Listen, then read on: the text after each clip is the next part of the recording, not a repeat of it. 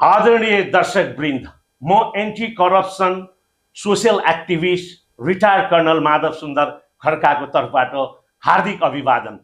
आज म यस नयाँ दिल्ली स्थित नेपालको लागि भारतको तर्फबाट पूर्व राजदूत रञ्जित रेज्यूको घरमा आएको छु र पूर्व राजदूत रञ्जित रेसँग केही विषयवस्तु नेपाल भारत सम्बन्ध, भूराजनीति, क्षेत्रीय सुरक्षा साथसाथै विश्वको बदलिदो परिस्थितिमा अहिले जुन अन्तर्राष्ट्रिय सम्बन्धहरूको विषयमा हामीले छोटकरीमा छलफल गर्नेछौँ। मिस्टर एम्बेसडर सर, नमस्कार।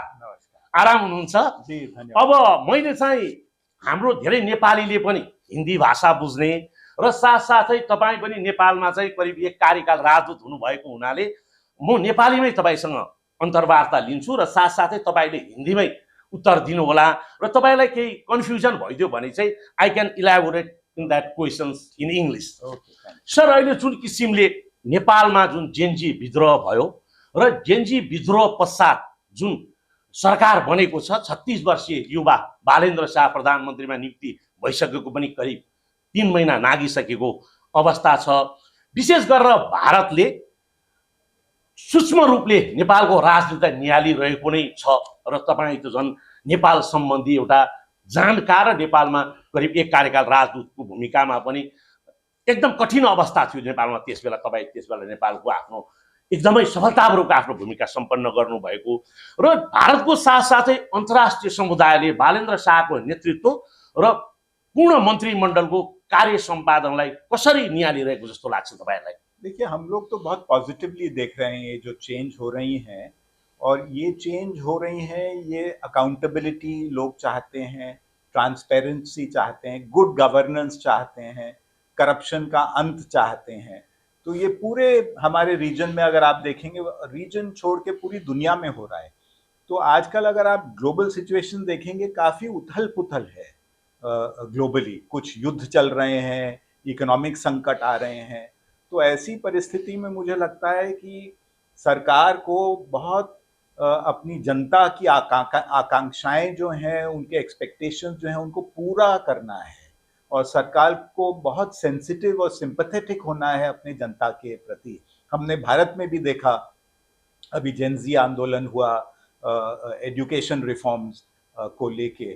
तो मुझे लगता है कि ये जो चेंजेस हो रही हैं नेबरहुड में, ये पॉजिटिव डेवलपमेंट्स हैं, और ये दिखाते हैं कि हमारी जनता भी जागरूक है और गुड गवर्नेंस और एंटी करप्शन चाहती है। तो जो नेपाल में चेंज हुआ है, और नेपाल के राजनेताओं के साथ हमारे संबंध हैं और बढ़ रहे हैं। अभी राष्ट्रीय स्वतंत्र पार्टी के अध्यक्ष आए थे, आपके विदेश मंत्री आए। हम लोग उम्मीद कर रहे हैं कि जो आपके प्रधानमंत्री हैं उनका भी शीघ्र ही भारत का दौरा होगा। तो मुझे लगता है कि भारत नेपाल संबंध जो हैं वो और प्रगाढ़ होंगे और मजबूत होंगे। मिस्टर एम्बेसडर सर, हिजो मात्रै भारतको विदेश मन्त्रालयको प्रवक्ता रणधीर जयसवालले चाहिँ हामीले नेपालको प्रधानमन्त्री बालेन्द्र शाहलाई निमन्त्रणा पठाएको छौँ भारत भ्रमणको लागि भनेर भन्नुभयो। तपाईँले विगतमा देखिहाल्नुभयो, प्रधानमन्त्री नियुक्त भएपछि उहाँले एक्लै कोही पनि कूटनीतिज्ञलाई नभेट्ने भनेर सामूहिक रूपमा चाहिँ नेपालमा आवासीय कूटनीतिक राजदूतहरूलाई भेटेको अवस्था, त्यसै गरी गैर आवासीय र आवासीय युरोपियन युनियनका प्रतिनिधिहरूलाई पनि उहाँले समूहगत रूपमै भेट्नुभएको अवस्था र जसरी भारतका विदेश सचिव विक्रम मिस्त्रीज्यूले करिब 1.5 महिना अगाडि नै निमन्त्रणा लिएर चाहिँ नेपाल भ्रमण गर्न खोज्नु भएको थियो प्रधानमन्त्रीले। म अहिले भेट्दैन, 1 वर्षसम्म चाहिँ भारत होइन अन्य मुलुक पनि म भ्रमण गर्दिनँ भनेर जवाब फर्काइसकेपछि समाचार माध्यममा आएको कुरा गरेको मैले। विक्रम मिस्त्रीज्यूको पनि भ्रमण रद्द भएको र त्यसपछि रासोपाको सभापति रवि लामी छानेलाई जुन राजकीय सम्मान दियो भारतमा उहाँको भ्रमणमा, र बालेन्द्र शाहमाथि दबाव बढाउन नै रवि लामी छानेको भ्रमण गराइएको मान्नुहुन्छ तपाईँ? नहीं, ये आपके विश्लेषण से मैं सहमत नहीं हूँ। भारत नेपाल संबंध जो हैं बहुत इम्पोर्टेंट संबंध हैं दोनों देशों के लिए, भारत के लिए भी और नेपाल के लिए भी, और बहुत प्रगाढ़ संबंध हैं। तो जब भी कोई चेंज होता है सरकार में, नई सरकार आती है, नई नीतियां आती हैं, तो बहुत ज़रूरी है कि जो हमारा छल फल है, हमारी बातचीत है नए लीडरशिप के साथ, वो जारी रहनी चाहिए। क्योंकि हमारे संबंध जो हैं इतने इम्पोर्टेंट हैं दोनों देशों के लिए, चाहे डेवलपमेंट पार्टनरशिप है, चाहे आप सुरक्षा की नज़र से देखें, और हम लोग नेबरिंग कंट्रीज हैं, कल्चरल हमारे इतने स्ट्रॉन्ग सिविलाइजेशनल कनेक्शंस हैं। तो बहुत ज़रूरी है कि ये जो बातचीत है जारी रहनी चाहिए और हर लेवल पे जारी रहनी चाहिए। ब्यूरोक्रेटिक डिप्लोमेटिक लेवल पे तो जारी रहती ही है, पर जब कोई मेजर इस तरह का चेंज होता है, एक नई सरकार आई है, नए नेता आए हैं उभर के, वो जेन जी के रिप्रेजेंटेटिव्स आए हैं, तो बहुत ज़रूरी है कि हमारी लीडरशिप और आपकी लीडरशिप के बीच में बहुत संबंध बढ़े और रिलेशनशिप और मजबूत हो टॉप लीडरशिप के बीच में।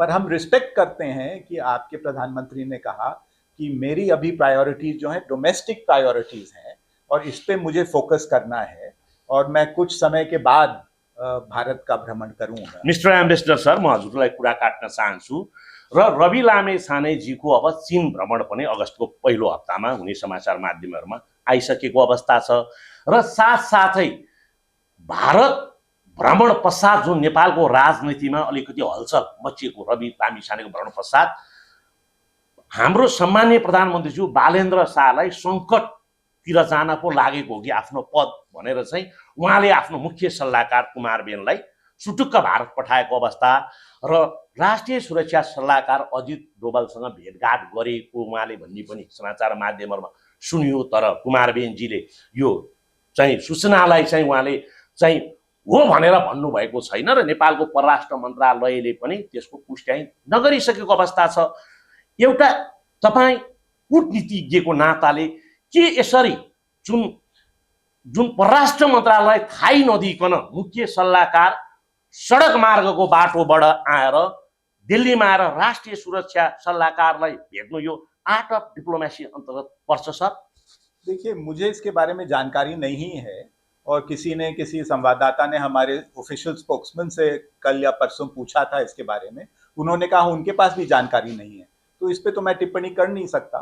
पर मैं इतना आपको कहना चाहता हूं कि जो नेपाल भारत के संबंध हैं वो केवल दो सरकारों के बीच के संबंध नहीं है, बहुत सारी चैनल्स ऑफ कम्युनिकेशन है भारत और नेपाल के बीच में। फैमिली रिलेशनशिप्स हैं, पॉलिटिकल रिलेशनशिप्स हैं, हमारे प्रोविंसेस, हमारे स्टेट गवर्नमेंट्स में रिलेशनशिप्स हैं, तो बहुत सारी चैनल्स ऑफ कम्युनिकेशन है नेपाल और भारत के बीच में। और ये जो एक एस्पेक्ट है इसको हमें हमेशा मद्देनजर रखना चाहिए। सबसे अहम संबंध सरकारों के बीच का है, बट और भी कनेक्शंस और लिंकेजेस हैं। और जो आपने स्पेसिफिकली पूछा कि प्रधानमंत्री के सलाहकार यहाँ आए, उसके बारे में मुझे कोई जानकारी नहीं है और मैं तो हमारे जो ऑफिशियल स्पोक्समैन ने कहा उसी के बेसिस पे जाऊंगा कि उन्होंने कहा हमारे पास कोई जानकारी नहीं है। मिस्टर एम्बेसडर सर, तपाईँको ट्र्याक रेकर्ड हेर्दा तपाईँले 1980 मा इन्डियन फरेन सर्भिस जोइन गर्नुभयो र तपाईँले करिब 2002 देखि 2006 सम्म नर्दर्न डेस्क नेपाल र भुटानको प्रमुखको रूपमा विदेश मन्त्रालयमा गएर कार्य गरेको तपाईँसँग अनुभव पनि छ। माओवादी विद्रोही र 7 राजनीतिक पार्टीको जुन 12 बुँदे सहमति भएको थियो भारतमा, तपाईँ त्यो बेला विदेश मन्त्रालयमा सहसचिव जोइन्ट सेक्रेटरी रूपमा कार्यरत हुनुहुन्थ्यो। के थियो त्यो बेला तपाईँको भूमिका त्यो जुन 12 बुँदे सहमतिमा? देखिए, जैसे मैंने कहा, नेपाल और भारत का संबंध बहुत अहम संबंध है और जहाँ तक उस तारीख तक जो हमारी पॉलिसी थी वो ट्विन पिलर्स पॉलिसी मानी जाती थी कि कॉन्स्टिट्यूशनल मोनार्की और पॉलिटिकल पार्टीज को, मल्टी पार्टी डेमोक्रेसी को साथ साथ काम करना चाहिए और एक कॉमन जो वहाँ पे इशू था उसको जॉइंटली माओइस्ट इंसर्जेंसी को फेस करना चाहिए। तो ये हमारी नीति थी।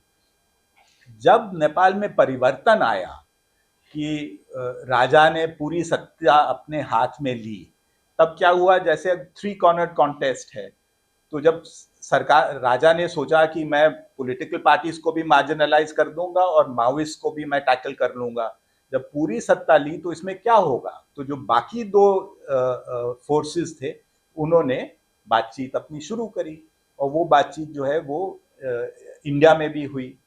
तो ये परिस्थिति थी। तो किसी भी सरकार की पॉलिसी कांस्टेंट नहीं रहती है, स्टैटिक नहीं रहती। सरकार की पॉलिसी भी इवॉल्व करती है जिस तरह सिचुएशन इवॉल्व कर रही है। और आप जानते ही हैं कि उस समय राजा के प्रति कैसा माहौल था नेपाल में। म त आर्मीमै थिएँ त्यो बेला, मेजरको रूपमा कार्यरत थिएँ सर, प्लिज। तो ये परिस्थिति थी उस जमाने में और अल्टीमेटली जो पीस 12 पॉइंट पीस अग्रीमेंट हुआ नई दिल्ली में हुआ, और मैं ये कहना चाहूंगा कि ये अग्रीमेंट जो है ये नेपाली लीडर्स के बीच में है। तपाईले सहजीकरण गर्न चाहिँ मद्दत पुर्याउनु भयो। देखिए, सहजीकरण या मध्यस्थता ये शब्द मैं इस्तेमाल नहीं करना चाहता। हुआ यहाँ पे, उसके बारे में हमें पता था कि इस तरह का बातचीत हो रहा है, बट जो ओनरशिप थी उस अग्रीमेंट की वो माओवादी और जो 7 पार्टी अलायंस है और खासतौर जिसके लीडर विजया बाबू थे उनकी थी। मिस्टर एम्बेसडर सर, तपाईँ 2013 देखि 2017 सम्म चाहिँ राजदूतको भूमिकामा नेपालमा कार्यरत रहनुभयो। त्यो बेला 2015 को अप्रिलमा नेपालमा ठुलो भूकम्प आयो। त्यो भूकम्पको दौरानमा जुन किसिमले 6 घण्टाभित्रै चाहिँ भारतले चाहिँ विभिन्न हवाई साधनबाट राहत सामग्रीहरू पनि पठाएको थियो र त्यो बेला मिडियाहरूले चाहिँ अब भारतीय सेना नै नेपाल प्रवेश गर्ने भयो भनेर चाहिँ यहाँ भारतको मात्रै प्लेन आउनु हुँदैन, चीन अथवा अन्य देशको प्लेनहरू पनि राहतको लागि नआइकन यो भारतले चाहिँ अब नेपाली सेना के नेपालमा भारतीय सेना फर्किँदैन आएपछि भनेर पनि मिडियामा गाङगुल सुनियो। त्यसबारेमा त्यो बेला के भएको थियो, त्यो घटनालाई अलिकति प्रकाश पारिदिनुहोस्। देखिए, उस घटना से हम लोगों ने कई चीजें सीखी। जो भारत का सपोर्ट था, हमने इस तरह का सपोर्ट किया नेपाल को, जैसे कहीं किसी भारत के अगर हिस्से में इस तरह का भूकंप आता उसी लेवल का सपोर्ट। तर भारतीयहरू नेपालमा धेरै बस्ने भएको उनीहरूलाई विशेष सहयोगको लागि भनेर पनि मिडियाहरूले चर्चा गरेको थियो। तो हम लोगों ने तुरंत, जैसे आपने कहा, 6 घंटे के अंतर हमारी राहत सामग्री, हमारे आर्मी के लोग, हेलीकॉप्टर सब पहुंचा वहां पे हेल्प करने के लिए। पर उसके साथ हमारा मीडिया भी आया वहां पे। तो हुआ क्या, धीरे धीरे धीरे हमारा मीडिया प्रोजेक्ट कर रहा था कि किस तरह का वहां सहायता हो रहा है, और एक ही इंप्रेशन हमारे इंडियन मीडिया में दे रहा था जैसे हम लोगों ने, मतलब भारत की तरफ से काफी सपोर्ट और असिस्टेंस मिल रहा है। और मुझे लगता है नेपाल के लोग भी इंडियन मीडिया देखते हैं, उनको ये लग रहा था कि इसका इम्प्लीकेशन है कि जैसे भारत सरकार कर रहा है और नेपाल सरकार नहीं कर रहा है। तो ये जो गलत बात थी, मेन काम तो वहाँ का जो नेपाली आर्मी थी और नेपाल की जो डिजास्टर मैनेजमेंट के लोग हैं वो लोग कर रहे थे। हम लोग तो खाली एक सपोर्टिव रोल में थे।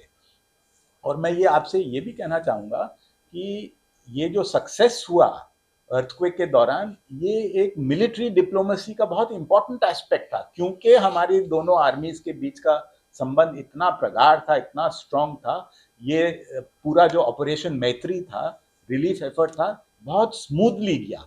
मीडिया मैनेजमेंट में हम चूक गए। मीडिया मैनेजमेंट में क्या हुआ कि अगर ये दिखाने लगे कि जैसे इंडियन मीडिया उसको बहुत एग्जैजरेट करके बताने लगी, और नेपाली मीडिया जो है या नेपाल के लोग जो हैं उनको ये पसंद नहीं आया, तब ये फिर, और आप जानते हैं कि नेपाल में एक तरह का राष्ट्रवाद भी है, तो उस वक्त ये शुरू होने लगा कि ये इंडियन आर्मी आ गई है, वापस नहीं जाएगी, इंडियन सामग्री जो भेजी है ये अच्छी क्वालिटी की नहीं है, इस तरह के वहाँ पे अफवाहें उड़ती शुरू हुई। तो हम लोगों ने इसको टैकल किया। अगर आप उस दौरान देखेंगे, मैंने इतनी इंटरव्यूज दी, इतने टेलीविजन प्रोग्राम, प्रिंट मीडिया में, ये सब इसका खंडन करने के लिए कि ऐसा कुछ नहीं है। और अंत में अल्टीमेटली मुझे लगता है कि जो रेस्क्यू एंड रिलीफ एफर्ट था, उसके बाद जो रिहैबिलिटेशन के लिए भारत ने $1 बिलियन जो दिया, 250 मिलियन ग्रांट और 750 मिलियन लाइन ऑफ क्रेडिट, ये बहुत एक सक्सेसफुल रहा। और मुझे लगता है कि आम जनता भी इसको एक्सेप्ट करती है कि जिस तरह का सपोर्ट भारत से आया वो बहुत हेल्पफुल और बेनिफिशियल रहा नेपाल की जनता के। मिस्टर एम्बेसडर सर, तपाईँकै कार्यकालमा 2015 सेप्टेम्बर 20 हाम्रो नेपालको संविधान 2072 जारी भयो। तर त्यो जारी हुनुभन्दा केही समय अगाडिबाट नै तराई मधेसका जनताहरू चाहिँ त्यो संविधान जुन ड्राफ्ट भएको थियो त्यसले हाम्रो हक र हितको संरक्षण हुँदैन भनेर चाहिँ मधेस र तराईका बोर्डर लगायतका जुन नाकाहरूमा भारतबाट जुन आवाजात, व्यक्तिहरूको आवाजात तथा सामानहरूको आवाजात गर्ने विभिन्न भन्सार नाकाहरूमा लामो समय ब्लकेडै भयो। आर्थिक नाकाबन्दी, भारतले नाकाबन्दी नभने पनि र नेपाली काङ्ग्रेस लगायत प्रजातान्त्रिक पार्टीहरूले नाकाबन्दी नभए तापनि चाहिँ कम्युनिस्ट पार्टीका नेताहरूले त्यसलाई नाकाबन्दीको रूप दिएर राम्रै राजनीति गरेको पनि पाइयो। र त्यो बेला तत्कालीन विदेश सचिव जयशंकर, हालका विदेश मन्त्री जयशंकरज्यू गएर तराई र मधेसको समस्या समाधान हुने गरेर चाहिँ संविधान लेख्नुपर्छ, तपाईँहरूले केही समय रोक्नुहोस् भनेर उहाँले नेपालका निकै चर्चित नेताहरूलाई चेतावनी नै दिनुभएको भन्ने पनि सुनियो। तर त्यस बेला तपाईँको भूमिका के थियो र त्यो संविधान त नेपालीले मात्र होइन, त्यो युरोपियन युनियनदेखि वेस्टर्न शक्तिले पनि त्यो धर्मनिरपेक्षता भन्ने शब्दहरू छिराए भन्ने पनि सुनियो। जुन 601 जना सांसद थिए सबैले त्यो त सेतो कागजमा पहिल्यै साइन गर्ने र जनताहरूबाट ल्याएको जुन संविधानको सुझावहरू त जम्मै लगेर रद्दी टोकरीमा फाल्यो। त्यो बेला संविधान बन्दाखेरिको त्यो अहिलेसम्म नआएका भित्री कुराहरू के थियो हाम्रो यसो दर्शक दीर्घालाई प्रकाश पारिदिनु। संविधान जो आपका बना उसका बैक स्टोरी बहुत है। संविधान आपका बना माओइस्ट आंदोलन इंसर्जेंसी के बाद, जिसमें 17,000 लोगों की मौत हुई, मधेसी आंदोलन के बाद जिसमें भी कई मौतें हुई। इन दोनों आंदोलन का जब सेटलमेंट हुआ, जब अग्रीमेंट हुआ गिरजा बाबू के साथ, तब अंडरस्टैंडिंग हुई थी। और ये अंडरस्टैंडिंग जो है, चाहे 12 बूंदे और जो कॉम्प्रिहेंसिव पीस अग्रीमेंट है या मधेसी लोगों के साथ जो अंडरस्टैंडिंग थी, इनको एक इंटरिम कॉन्स्टिट्यूशन में समेटा गया था। तो इंटरिम कॉन्स्टिट्यूशन जो बना था, मेरे ख्याल से सुशीला कार्की जी के शायद उसकी मेंबर थी या चीफ थी उस टाइम की। तो जब ये इंटरिम कॉन्स्टिट्यूशन बना था तो ये एक ढांचा था कि आपका संविधान जो है इंटरिम कॉन्स्टिट्यूशन के आकार में ब्रॉडली होगा। तो जब अगला इलेक्शन हुआ 2013 में, तो आपकी कॉन्स्टिट्यूएंट असेंबली का कॉम्पोजिशन बदल गया। फर्स्ट कॉन्स्टिट्यूएंट असेंबली में माओइस्ट और मधेसी का काफी बोलबाला था। सेकेंड कॉन्स्टिट्यूएंट असेंबली में कांग्रेस और एमआलए का बोलबाला था। मधेसी और इनका इतना अच्छा प्रदर्शन नहीं हुआ, तो पॉलिटिक्स बदल गई। तो जब संविधान के डिस्कशंस होना शुरू हुए तो ये देखा गया कि जो इंटरिम कॉन्स्टिट्यूशन में जो अंडरस्टैंडिंग थी उससे पीछे हटने लगे। मतलब मधेसी लोग या जनजाति लोग ये इस तरह की बातें करने लगे और प्रोटेस्ट होने लगे कि देखिए ये हमारे अग्रीमेंट्स थे, 12 बूंदे में ये अग्रीमेंट था, मधेसी के साथ ये अग्रीमेंट है, तो ये अग्रीमेंट आप डालिए संविधान में। तो कॉम्प्रोमाइज हुआ, गिव एंड टेक हुआ, कुछ चीजें आई, कुछ चीजें नहीं आई। तो इस दौरान ये एजिटेशन चल रहे थे। तो भारत की नीति क्या थी उस समय? भारत की नीति ये थी कि देखिए आपका एक विविधतापूर्ण देश है। अगर आप देश में सुखाली शांति चाहते हो तो आप सबको समेटिए, सबको साथ लेके चलिए, चाहे मधेसी हो, जनजाति हो, बाउन क्षत्रिय हो, सबको साथ लेके चलिए, सबका इंटरेस्ट देखिए। अगर आप सबका इंटरेस्ट देखेंगे तो एक अच्छा संविधान आएगा जो युग युग तक चलेगा और देश की खुशहाली बढ़ाएगा।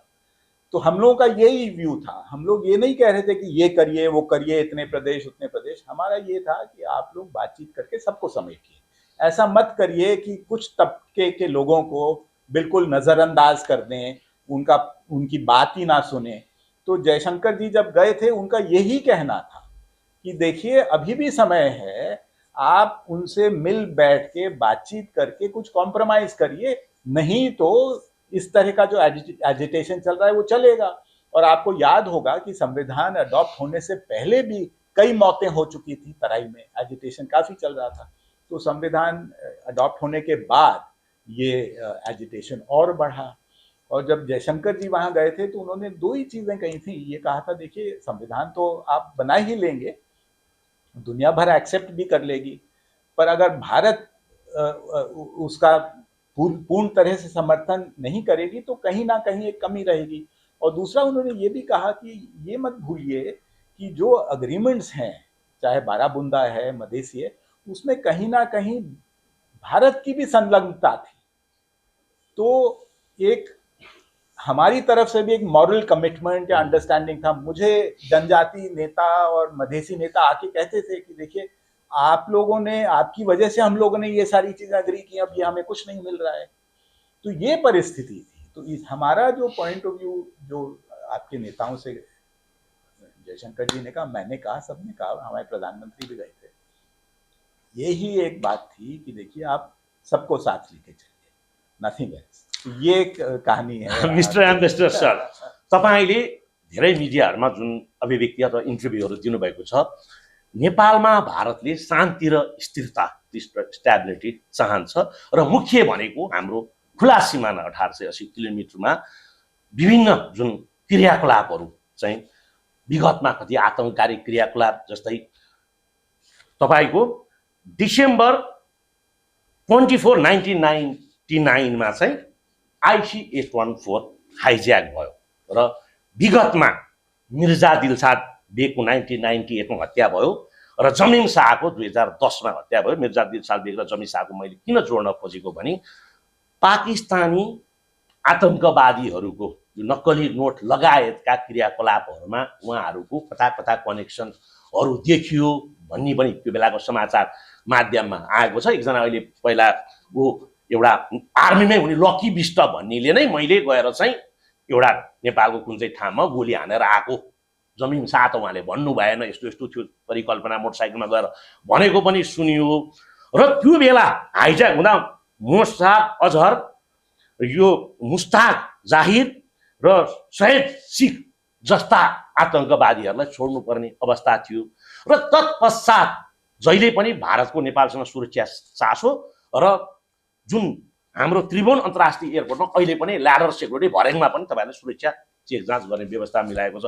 के छ त नयाँ सरकारसँग सुरक्षा चासोको विषय र सिमाना सुरक्षाको विषयमा तपाईँहरूले के चाहिँ आफ्नो भारतको तर्फबाट चाहिँ एसेसमेन्ट मतलब मूल्यांकन गरेर नेपाल सरकार नयाँ सरकार कस्तो सहयोगको चाहना राख्नुहुन्छ? दो चीजें मैं कहना चाहता हूँ कि एक जो हमारा खुला बॉर्डर है, ओपन बॉर्डर है, ये किसी संधि से नहीं आया है, ये सदियों से हजारों साल से हमारा बॉर्डर ऐसा ही रहा है और दोनों तरफ बॉर्डर के जो लोग हैं उनके बीच में बहुत अच्छा एक घनिष्ठ संबंध है, फैमिली रिलेशनशिप है, शादियां होती हैं, आना जाना है, कंप्लीटली ओपन बॉर्डर है और ये एक फंडामेंटल बेनिफिट और पॉजिटिव है हमारे रिलेशनशिप में।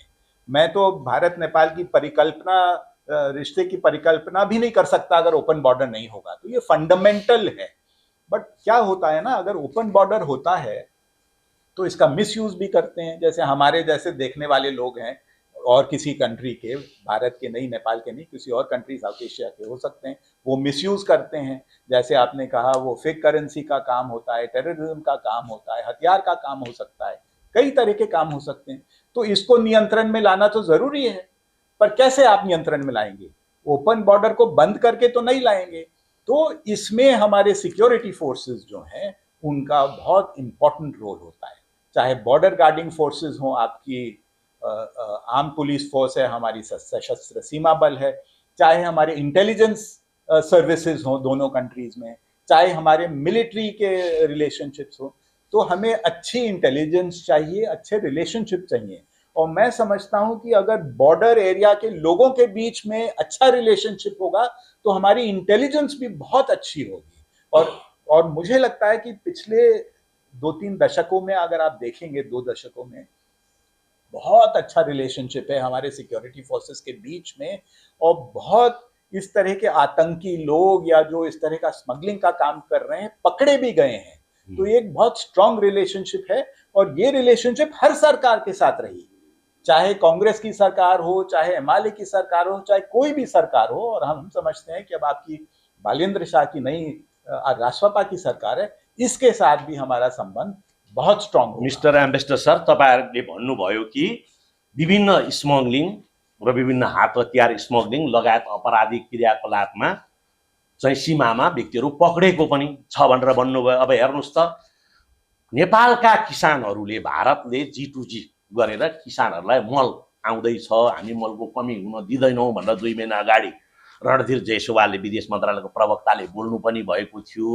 अब त्यो मलको अवस्था के छ थाहा छैन, तर 2 जना सर्लाहीका सुरेश प्रसाद सिंह र नागेन्द्र प्रसाद सिंह चाहिँ एक बोरा मल ल्याएकोमा करिब 1 महिनादेखि एसएसबी को कानुनले उहाँहरूलाई अहिले भारतमा थुनाको अवस्था र शुक्रबार चाहिँ उहाँहरूको अदालत प्रक्रियामा छ धरोटीमा छुट्नको लागि। र यो जुन 100 रुपियाँ भन्दा माथि कर लगाउने भनेर जुन बालेन्द्र सरकारको नीति छ सीमामा, त्यस विषयमा डाक्टर अमरेश कुमार सिंह चर्चित सांसदले त बालेन्द्र शाहमाथि फायरै खोल्नुभयो। नेपाल र भारतको सम्बन्ध केपी ओलीको शासनकालमा भन्दा पनि बिग्रिएको छ भनेर। तपाईँको ज्ञान र अनुभवको आधारमा यो 100 रुपियाँ भन्दा माथिको सामानहरूलाई कर लगाउन कतिको उपयुक्त छ अथवा छैन, यसमा के मूल्याङ्कन छ यहाँको? देखिए, मुझे तो लगता है बिल्कुल उपयुक्त नहीं है ये। और जो पॉलिसी में लोग हैं, जो सरकार में लोग हैं, उनको सबको बॉर्डर में जाके देखना चाहिए किस तरह का रिलेशनशिप है और किस तरह का आदान प्रदान होता है बॉर्डर में। किसी को पता नहीं है कि हम इंडिया में खड़े हैं या नेपाल में खड़े हैं, आप अपना सामान खरीदने इंडिया जा रहे हो या इंडिया से कोई नेपाल आ रहा है।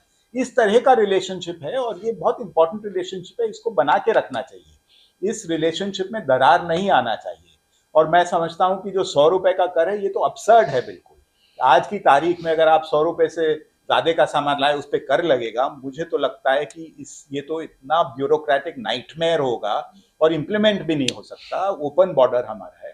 और दूसरी तरफ जो जहां मल का सवाल है, मुझे लगता है ऐसे छोटी छोटी चीजों में इस तरह का एक्शन नहीं लेना चाहिए। वो बेचारे किसान हैं, मल ले जा रहे हैं। मल की एक खास समस्या क्या है कि मल जो इंडिया में बिकता है उसमें बहुत सब्सिडी दी जाती है, इसीलिए सस्ता है। और इसीलिए मुझे लगता है कि नेपाल के किसान आके यहाँ से हरेक वर्ष नेपालमा मलकै समस्या छ मिस्टर एम्बेसडर सर। तो इसका लॉन्ग टर्म सोल्यूशन चाहिए कि मल का इंपोर्ट, भारत भी मल इंपोर्ट करता है, फॉस्फेट इंपोर्ट करता है, तो इसका एक लॉन्ग टर्म सोल्यूशन चाहिए। और मुझे लगता है दोनों सरकारों के बीच में बातचीत होनी चाहिए और मुझे लगता है हुई भी है। मिस्टर एम्बेसडर सर, म अलिकति अब यो आर्थिक गतिविधिको कुरा गर्न चाहन्छु। नेपालमा भारतको तर्फबाट 5 देखि 7 लाख चाहिँ कामदारहरू गएर 300 बिलियन भारतीय रुपैयाँ रिमिटेन्स भित्राएको मसँग त्यो डाटै छ। र नेपालीहरू पनि करिब 30 देखि 40 लाख, मतलब यो चाहिँ रेगुलर भन्दा पनि कहिलेकाहीँ सिजनल वर्करहरू पनि आएर तपाईँको 57 बिलियन भारतीय रुपैयाँ लगेको अवस्था छ रे। हेर्नुहोस् है, 300 बिलियन चाहिँ नेपालबाट भारत ल्याउने, 57 बिलियन चाहिँ नेपालीहरूले भारतबाट लाने। र त्यसको साथसाथै जुन नेपाल र भारतको व्यापार घाटा करिब अहिले 600 बिलियन नेपालले घाटा बेहोर्नु परेको छ, किनभने खालि इम्पोर्ट मात्रै छ, एक्सपोर्ट त नगण्य स्थितिमा छ। र चीनको पनि नेपालको व्यापार घाटा करिब 400 बिलियन रुपैयाँ छ। र यो हाम्रो जस्तो अल्पविकसित मुलुकको यो अवस्थालाई अब आर्थिक समृद्धि र रोजगारीको अवसर सिर्जना गर्नको लागि तपाईँको ज्ञान र अनुभवको आधारमा हाम्रो प्रधानमन्त्री बालेन्द्र शाहलाई तपाईँ के सुझाव दिन चाहनुहुन्छ? 2-3 चीजें, मैं तो क्या सुझाव दे सकता हूँ, पर 2-3 चीजें मैं कहना चाहता हूँ। एक, जो आपने फिगर्स जो बताए ना, 300 बिलियन और 57 बिलियन, ये कंपेरेबल फिगर्स नहीं है। जो आप 300 बिलियन फिगर नेपाल से भारत आ रहा है, वो केवल जो इंडियन वर्कर्स हैं उनके बेसिस पे नहीं है। इंडियन कंपनीज जो वहाँ काम करती हैं, रॉयल्टी। और जो नेपाल से, जो इंडिया से नेपाल जा रहा है, वो केवल नेपाल के वर्कर्स हैं, क्योंकि नेपाल की कंपनीज नहीं है। तो ये आप कंपेयर नहीं कर सकते इन फिगर्स को, ये आपको एक करेक्शन करना होगा। दूसरा, जो व्यापार घाटे की बात की, देखिए अगर आप एग्जामिन करें कि इंडिया से क्या क्या इंपोर्ट होता है, उसमें से 1/3 जो आपका इंपोर्ट है वो पेट्रोलियम पदार्थ है, तो वो तो आपको जरूरी है। 1/3 आपका इंपोर्ट जो है वो इंटरमीडिएट गुड्स हैं, जो आपके प्रोडक्टिव कैपेसिटी में जाते हैं, कि आपके यहाँ फैक्ट्रियां हैं, उसके लिए आपको सामान चाहिए चीज उत्पादन करने के लिए। और 1/3 जो है वो कंजम्पशन का है। तो आपको ये देखना पड़ेगा कि इसमें से व्यापार घाटा जो है, अगर आपको कम करना है तो क्या चीज कम करें। दूसरी चीज, नेपाल को अगर व्यापार घाटा कम करना है तो नेपाल का एक्सपोर्ट बढ़ाना है। और नेपाल का एक्सपोर्ट कैसे बढ़ेगा? मुझे लगता है जो जल ऊर्जा है, हाइड्रो पावर है, अगर ये नेपाल हाइड्रो पावर तेजी से विकसित करेगा और भारत को बेचेगा, तो आपका जो बैलेंस ऑफ पेमेंट्स है, ये घाटा आराम से घट जाएगा, आराम से खत्म हो जाएगा। क्योंकि व्यापार घाटा कम करने के लिए 2 ही चीजें कर सकते हैं, या तो आप इंपोर्ट कम करिए या आप अपना एक्सपोर्ट बढ़ाइए। एक्सपोर्ट क्या बढ़ा सकते हैं आप, वो नेपाल को देखना है कि कौन से एक्सपोर्ट्स आप बढ़ा सकते हैं। आईटी में कर सकते हैं, एनर्जी इंटेंसिव इंडस्ट्रीज में कर सकते हैं, हाइड्रो पावर में कर सकते हैं, तो इस तरह बढ़ेगा। नेपाल में हमेशा मुझे कहते थे लोग कि छोटी छोटी प्रॉब्लम्स आती हैं बॉर्डर पे, कहीं कुछ हेल्थ इश्यूज है, लेबोरेटरी के टेस्टिंग नहीं है, इस तरह की प्रॉब्लम्स आती हैं। परिवेशमा जुन शक्ति देशहरूको महाशक्ति मुलुकहरू भारत, चाइना, अमेरिका लगायत अन्य मुलुकहरूको बीचमा जुन भू राजनीति र भू आर्थिक प्रतिस्पर्धा चलिरहेको अवस्था छ। यहाँ चाहिँ मल्टिल्याटरल भन्दा पनि के अरे बाइल्याटरल भन्दा मल्टिल्याटरलको चाहिँ इन्ट्रेस्टमा अहिलेको विश्वको राजनीति चलिरहेको अवस्था छ। यसमा हामी जस्तो अल्पविकसित मुलुकहरूले वैदेशिक लगानी भित्र्याउनको लागि र जुन वैदेशिक अनुदान भित्र्याउनको लागि हाम्रो जस्तो मुलुकले के गर्न आवश्यक हुन्छ? देखिए, अभी का जो एक वैश्विक परिवेश जो है वो बहुत समस्यापूर्ण है। मल्टीलैटरल सिस्टम कोलैप्स कर रहा है। अब जो है माइट इज राइट का ज़माना है। जिसके पास शक्ति है, जिसके पास पैसा है, वो डिसाइड करते हैं क्या करना है। दो बड़े बड़े युद्ध चल रहे हैं। ऑयल की प्राइस जो है बहुत ज़्यादा बढ़ रही है। ये सारी चीज़ें जो हो रही हैं, टैरिफ्स लग रहे हैं कंट्रीज़ पे, तो एक जियो पॉलिटिकल और जियो इकोनॉमिक क्राइसिस है दुनिया में। और जब क्राइसिस होती है तो चैलेंज तो होता ही है कि कैसे हम इसका सामना करें, पर अपॉर्चुनिटीज़ भी होती हैं, क्योंकि आप जो है अपना सेल्फ रिलायंस, अपनी आत्मनिर्भरता बढ़ाना चाहते हैं। तो मुझे लगता है कि हमारे रीजन को, जो साउथ एशिया है, इससे काफ़ी सफ़र कर रहा है। जैसे अगर ऑयल प्राइस आपकी $100 बनेगी तो उसका जो हमारी इकोनॉमी पे कितना असर पड़ेगा। एज इट इज़ हमारी इकोनॉमिक सिचुएशन जो है काफ़ी नाजुक हालत में है। इतने सारे हमारे नौजवान विदेशों में जाते हैं काम ढूंढने, और वो भी अब मुश्किल में पड़ गया है। जैसे आपने देखा खाड़ी युद्ध में क्या क्या हुआ है, लोग विदेशी सेनाओं रशिया के और उसमें जा रहे हैं। तो मुझे लगता है कि जो हमारे नेबरिंग कंट्रीज़ हैं उनको अपना जो रीजनल कोऑपरेशन है, जो अपना इकोनॉमिक इंटीग्रेशन है, उसमें काम करना चाहिए। और अपने आप को, हम तो भारत में कहते हैं आत्मनिर्भरता, पर पूरे रीजन को आत्मनिर्भर होना पड़ेगा। और अगर हम लोग इकोनॉमिक कोऑपरेशन बढ़ाएंगे रीजनल लेवल पे, तो मुझे लगता है हम कुछ हद तक इन इश्यूज को मैनेज कर पाएंगे। मिस्टर एम्बेसडर सर, तपाईँले विगतमा करिब 2000 को दशकमा तपाईँ संयुक्त राष्ट्र अन्तर्गत डिपिक्यू, डिपार्टमेन्ट अफ पिस किपिङ अपरेसनमा पनि करिब 2 वर्ष कार्यरत रहनुभयो र विश्वको शान्ति स्थापनार्थ जुन सेनाहरूमा अहिले नेपाली सेनाको करिब 6000 र करिब 5800 बङ्गलादेशी सेनाको र त्यसपछि रुवान्डालीहरूको 5600हरूको सहभागिता, नेपालको सबैभन्दा बढी सहभागिता भएको अवस्था। अब हेर्नुहोस् त, बङ्गलादेशमा 2007 मा सैनिकहरूले जुन कुको प्रयास अथवा त्यो अन्तरिम शासन हत्याउन खोजेपछि युरोपियन युनियन र अमेरिकनहरूले तैँले तुरुन्तै चुनाव गराउनु भएन भने प्रधान सेनापतिलाई, बङ्गलादेश प्रधान सेनापतिलाई तपाईँहरूको सेना हामी फर्काइदिन्छौँ भनेर तपाईँलाई कुरा थाहा छँदैछ। अहिले नेपालमा पनि चाहिँ अमेरिकीहरूको निकै प्रभाव बढेको भनेर जुन यो जेन्जी विद्रोहको दौरानदेखि नै जुन टिओबी लगायतका र जुन तपाईँहरूको अहिले यहाँ दलाई लामा हिमाचल प्रदेश धर्मशालातिर कता बस्नुहुन्छ, अब नयाँ दलाई लामा नेपालमै जन्मिने वातावरण बनिरहेको छ अरे। अब एमसिसीको त तपाईँहरू भारतले पनि विरोध गर्नु भएन।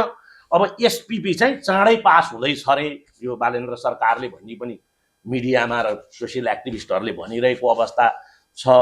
के छ त यो नेपालमा बढ्दै गइरहेको अमेरिकी प्रभावलाई भारतले कसरी निहालिरहेको छ भन्ने तपाईँको मूल्याङ्कन छ? देखिए, जैसे मैंने कहा, साउथ एशिया के जो कंट्रीज़ हैं उनको इकट्ठा काम करना चाहिए। अभी क्या हो रहा है, हर देश कई समस्याओं से जूझ रहा है। उधर चाइना और अमेरिका के बीच में कंपटीशन चल रहा है, हर जगह चल रहा है। ये केवल नेपाल में या बांग्लादेश में, साउथ एशिया में नहीं, पूरे दुनिया में इस तरह का कंपटीशन चल रहा है। तो मुझे लगता है कि ऐसी परिस्थिति में कोई भी कंट्री जो है किस तरह इसको मैनेज करेगी। तो जैसे नेपाल के लिए सबसे अच्छे संबंध होने चाहिए, चाहे चाइना हो, चाहे अमेरिका हो। इंडिया के साथ तो ख़ास तौर पे, क्योंकि इंडिया के साथ जो कनेक्शन है बहुत स्ट्रांग है, चाहे ट्रेड का है, चाहे एक्सेस है थर्ड कंट्री के लिए। तो ये नेपाल में हमेशा कहते हैं कि एक बैलेंस्ड रिलेशनशिप चाहिए, specially between the super powers. क्योंकि चाइना कुछ नेपाल में करेगा तो उसका रिएक्शन अमेरिका देगा, अमेरिका कुछ करेगा उसका रिएक्शन चाइना देगा। तो एक प्लेग्राउंड नहीं बनना चाहिए इस तरह की शक्तियों के लिए। तो नेपाल को तो अपना इंटरेस्ट देखना है कि हमें क्या फ़ायदा हो रहा है। तो एमसीसी तो एक डेवलपमेंट ओरिएंटेड प्रोजेक्ट था, अच्छा प्रोजेक्ट था। और नेपाल सरकार चाइना के साथ भी कई तरह के प्रोजेक्ट्स डिस्कस कर रही है, जिनके ऊपर फाइनेंशियल इश्यूज में बातचीत हो रही है। और भारत का तो ग्रांट असिस्टेंस है, हमारा तो पूरा सपोर्ट लार्जली ग्रांट असिस्टेंस है नेपाल के लिए। तो मुझे लगता है कि नेपाल के आपके यंग लीडरशिप है, डायनामिक लीडरशिप है, हाईली एजुकेटेड लीडरशिप है, वो लोग समझते हैं कि नेपाल के हित के लिए सबसे इम्पोर्टेंट क्या चीज़ है, और मुझे लगता है कि उसी बेसिस पे जाएंगे। मिस्टर एम्बेसडर सर, जस्तै पोखरामा चाहिँ एयरपोर्ट बन्यो, एक दुईपल्ट एक दुईवटा चार्टर फ्लाइट आयो, अहिले त चिल र सरा पनि नउडेको अवस्था छ। त्यो बिआरआई भनेको अनुदान भनेको उहाँहरूले चाहिँ ब्याजैवाला ऋणमा दिनुभएको चिनले कति कति अरब रुपियाँ, 12 खरब त 12 अरब त भ्रष्टाचार भयो भनेर तत्कालीन उड्डयन प्राधिकरणका डिजी प्रतिनिधिले जेलमा हुनुहुन्छ। अब भैरवा एयरपोर्ट बनायो हेर्नुहोस्, एसियाली डेभलपमेन्ट ब्याङ्कको ऋण लिएर। अब यो जुन भैरवा त नजिकै पर्छ सुनौली बोर्डरबाट, र स्विजरल्यान्ड र फ्रान्सको चाहिँ एउटा एयरपोर्ट चाहिँ दुईटै देशले प्रयोग गर्छ भन्ने एकजना मलाई एउटा विज्ञ एरोनोटिक इन्जिनियरले पनि भन्नुभएको थियो। अब त्यसमा पनि चरो पनि नउडेको अवस्था छ। के छ त त्यो दुईटा एयरपोर्ट सञ्चालन गर्नको लागि भारतको सहयोगको नेपालले धेरै अपेक्षा राखेको छ। त्यसमा के कन्डिसन हो, के हो, मिस्टर सर अलिकति प्रकाश पारिदिनु पर्यो। दोनों देशों को बातचीत करनी पड़ेगी इसमें कि किस तरह की क्या समस्या है, उसका क्या समाधान होना चाहिए। समाधान तो निकालना ही पड़ेगा। अब तो एयरपोर्ट्स बन गए हैं और एक काफ़ी फाइनेंशियल लोड है नेपाल के ऊपर, तो समाधान तो निकालना पड़ेगा। और मुझे लगता है कि भारत का इसमें पॉजिटिव ही रवैया होगा। एक चीज़ मैं कहना चाहता हूँ केवल कि एयरपोर्ट बनने से पहले भारत के साथ बातचीत करनी चाहिए थी ना। आप भैरवा में एयरपोर्ट बना रहे हो, आपको पता है कि जो भी फ्लाइट आएगी या उड़ेगी यहाँ से वो इंडिया ही के थ्रू जाएगी, तो उस वक्त भारत से कुछ सलाह मशवरा तो करना चाहिए। तो बॉर्डर पे जो इस तरह के डेवलपमेंट्स होते हैं, इस तरह के कार्यक्रम होते हैं जिनका दूसरे पे भी इम्पैक्ट होता है, तो मुझे लगता है कि एंगेजमेंट और बातचीत ज़रूरी है। इसीलिए मैं आपके हर सवाल में मैं कहता हूँ कि हमें हमेशा बातचीत जारी रखनी चाहिए। ऐसी अवस्था नहीं आनी चाहिए कि आपने एक इतना बड़ा प्रोजेक्ट बना लिया और उसके बाद वो प्रोजेक्ट आगे बढ़ ही नहीं पा रहा है क्योंकि भारत के साथ कोई समस्या है। तो इन समस्याओं का समाधान तो करना ही पड़ेगा, पर अगर समस्या होने से पहले समाधान हो जाए तो वो बेटर है।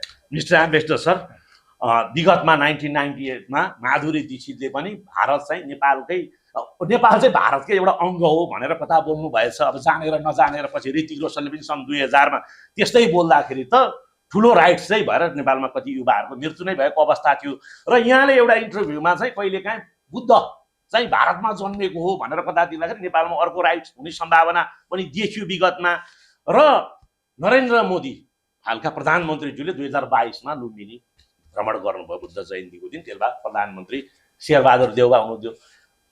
हाम्रा प्रधानमन्त्री नरेन्द्र मोदीले बोल्दाखेरि राल काटेर निदाइरहेको अहिले पनि तपाईँले भिजुअली देख्न सक्नुहुन्छ। भनेको मतलब बुद्ध चाहिँ नेपालमै जन्मेको भनेर उहाँले विश्वलाई नै उहाँले त्यो एउटा किसिमको चाहिँ सुसूचित पनि गर्नुभएको थियो।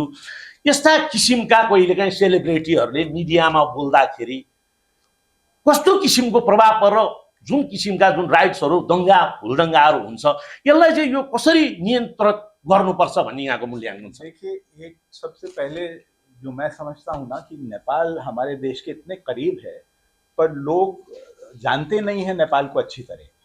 कितने लोग मुझे दिल्ली में मिलते हैं जो नेपाल आज तक नहीं गए हैं, वो पूरी दुनिया घूमते हैं और हमारे नेबरिंग कंट्रीज में नहीं गए। तो सबसे पहले तो बहुत ज़रूरी है कि एक दूसरों में अच्छी अंडरस्टैंडिंग होनी चाहिए कि नेपाल की हिस्ट्री क्या है, भूगोल क्या है, लोग कैसे हैं, भाषाएं क्या हैं, कल्चर क्या है। इस टाइप का लोग जानते ही नहीं हैं। तो एक तो ये आदान प्रदान बढ़ना चाहिए। अब जब ये बढ़ेगा तब जैसे आपने कहा माधुरी दीक्षित का स्टेटमेंट या ऋतिक रोशन, ये नहीं आएंगे। हालांकि ऋतिक रोशन ने ऐसा स्टेटमेंट कभी नहीं किया, पर लोग क्या है, पॉलिटिक्स जो है इस तरह की खेलते हैं, इस तरह का पॉलिटिक्स में। पर जो भी है, मुझे लगता है कि अंडरस्टैंडिंग हमारे दोनों देशों के बीच में बढ़नी चाहिए, एक जानकारी बढ़नी चाहिए आम जनता में। जो हम डिप्लोमैट्स हैं या थिंक टैंक्स हैं, उनको तो पता है इसके बारे में। आम जनता जो है उसको पता होना चाहिए नेबरिंग कंट्रीज में क्या है, हिस्ट्री क्या है। हम लोग अमेरिका की हिस्ट्री देखते हैं, यूरोप की देखते हैं, अपने नेबरिंग कंट्रीज को नहीं समझते हैं। तो ये बहुत हमारी वीकनेस है। हमारे एकेडमिक इंस्टीट्यूशंस, थिंक टैंक्स, इन सबको इस पर काफ़ी काम करना पड़ेगा। मिस्टर एम्बेसडर सर, विगतमा जुन किसिमले भारतको इन्ट्रेस्ट बिना बनेको सरकार भनेको चाहिँ झलनाथ खनालको सरकार र यो विगतमा चाहिँ जुन विद्रोहबाट फालियो नि केपी ओली शर्मा र शेरबहादुर देउवाको केपी ओलीको नेतृत्व बनेको सरकार चाहिँ भारतको इच्छा विपरीत बनेको हो। अब झलनाथ खनालले त आफ्नो कार्यकालमा भारतै भ्रमण गर्न नपाउनु भएको अवस्था र केपी ओलीले पनि भारत भ्रमणको चाँजो पाजो मिलाउनको लागि निकै ट्र्याक टु डिप्लोमेसी गर्नु भए तापनि चीनमा गएर जुन यो डेभलपमेन्ट र बिआरआई लगायतका चाहिँ जुन सी जिनपिङसँग भेटघाटमा र जुन चाहिँ चाइनिज लिबरेसन आर्मीले जुन जापान विरुद्धको त्यो जुन भिक्ट्री परेडमा पनि उहाँको सहभागिता भएपछि कसरी केपी ओलीलाई चाहिँ ठिक पार्ने भनेर चाहिँ भारतमा योजनाहरू बुनिरहेको अवस्था मिडियामा सुनेको है सर, मेरो व्यक्तिगत होइन यो।